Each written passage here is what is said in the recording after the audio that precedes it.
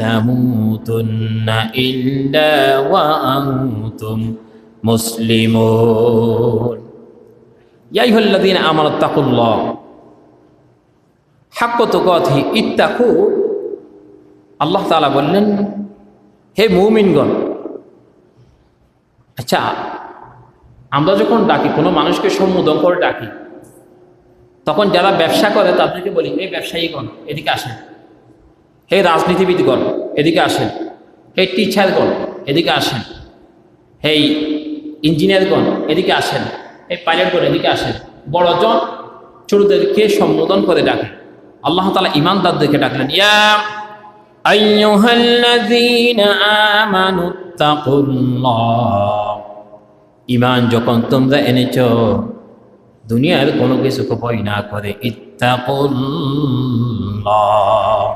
আল্লাহ তাআলাকে ভয় করুন। এই আল্লাহ তাআলাকে ভয় করলে কি হবে? হাক্কা তুকাতিহি, শুধু ভয় করলে হবে না, হাক্কা তুকাতিহি, যেভাবে ভয় করা দরকার ছিল।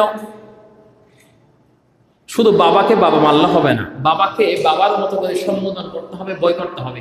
তাহলে ছেলে সন্তান অপরাধ করবে না। আর বন্দা যদি আল্লাহকে আল্লাহ বলে স্বীকারোক্তি দিয়ে স্বীকার করে, তাহলে ওই বন্দা আর কোনো গুনাহ করবে না। এরপরে বললেন, ওয়ালা তামুতুন্না ইল্লা ওয়া আনতুম মুসলিমুন। তোমরা যখন মৃত্যুবরণ করবা, তোমাদেরকে মৃত্যুবরণ করার আগে মুসলমান হয়ে যেতে হবে।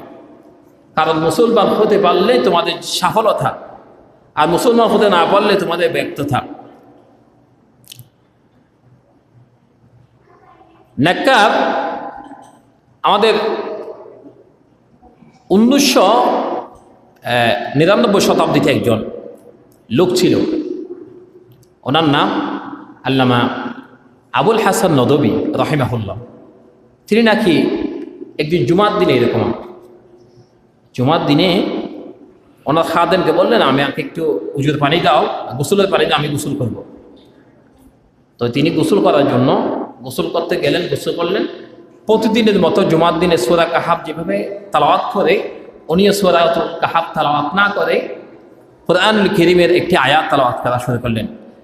ইন্নামা তুযিরু মান ইত্তাবা'আয যিকরা ওয়া খাশিয়ার রাহমানা বিল গায়ব ফাবাশশিরহু বিমাগফিরাতিন ওয়া আজরিন কারীম। এই আয়াতটা তিনি তালাওয়াত শুরু করে দিলেন। খাদেম চিন্তা করলেন, প্রত্যেকদিন হুজুর সূরাতুল কাহাফ তালাওয়াত করে, আজকে কুরআনুল কারীমের সূরা ইয়াসিনের আয়াত কেন তালাওয়াত করতেছেন? তিনি চিন্তা করতে করতে দেখা গেল যে কিছুক্ষণ পরে তিনি এই আয়াত তালাওয়াত করে করে পৃথিবী থেকে বিদায় নিয়ে গেলেন। খাদেম চিন্তা করলো যে হুজুরের আজকে নতুন যে অবস্থা দেখলাম, এই নতুন অবস্থা হুজুরের কাছ থেকে কোনোদিন আমি দেখি নাই। তিনি চিন্তা করলেন,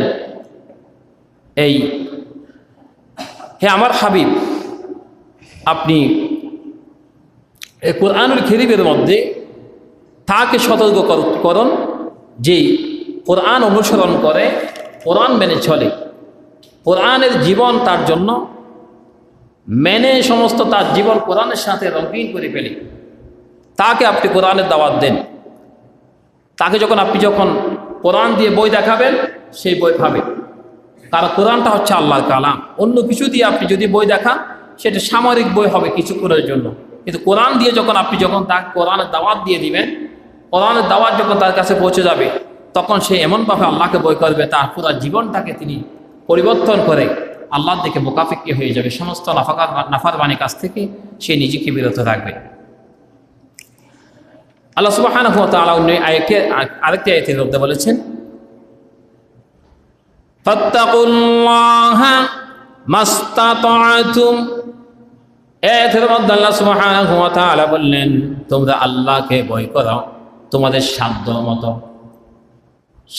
আল্লাহ কোনো কিছুকে মানুষের উপর চাপিয়ে দেন নাই। বান্দা, তোমার সাধ্য আছে, তুমি আল্লাহকে মানবা না কেন? যে যতটুকু ওজন আছে, ওজন নিতে পারে, কেউ 80 কেজি ওজন নিতে পারে, আর কেউ 100 কেজি ওজন নিতে পারে, আর কেউ 20 কেজি ওজন নিতে পারে। তা আল্লাহ তাআলা বলছেন আমি তোমাদের উপরে এমন জিনিস চাপিয়ে দিই নাই যে তুমি পারো এরপর তুমি মানো না। এরকম যদি হয়ে থাকে তাহলে তোমাকে আমার দরবারে হিসাব দিতে হবে। আর যদি তুমি পারতেছো না, তুমি অক্ষম, আমি তোমার উপর চাপাই দিই নাই। পাগল যিনি তিনিও আমার মতো মানুষ। এরপরেও পাগলের